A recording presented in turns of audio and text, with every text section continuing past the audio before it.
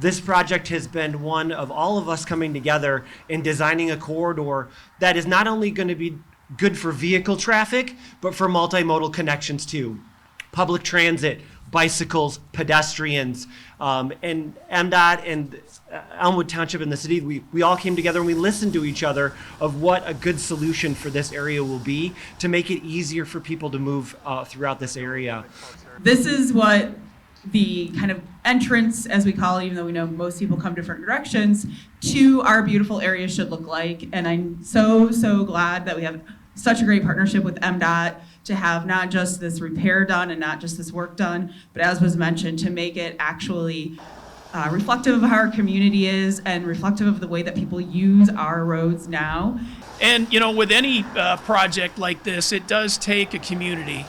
You know, we're trying to talk with everybody we can to make sure that these projects really fit what the people need.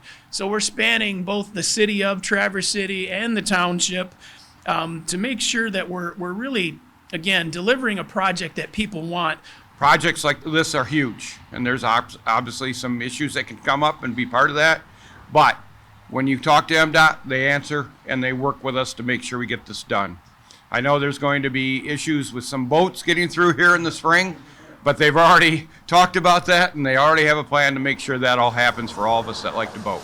Next year, we're going to connect the trail along Cherry Bend Road and reconnect to the TART and a trail up to our township hall.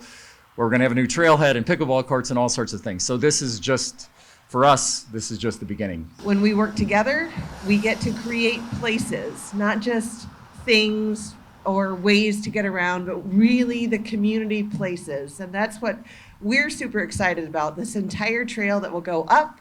Jeff took it, he's going to connect it to his township, to his parks, to his community. And as we head east, Traverse City is picking it up to connect more community members, more schools. This is going to be about a $26 million project that did get about a $14 million grant from USDA Rural Surface Transportation and another $2 million from our own Transportation Alternatives program to support the project. Let's have a safe and productive construction season.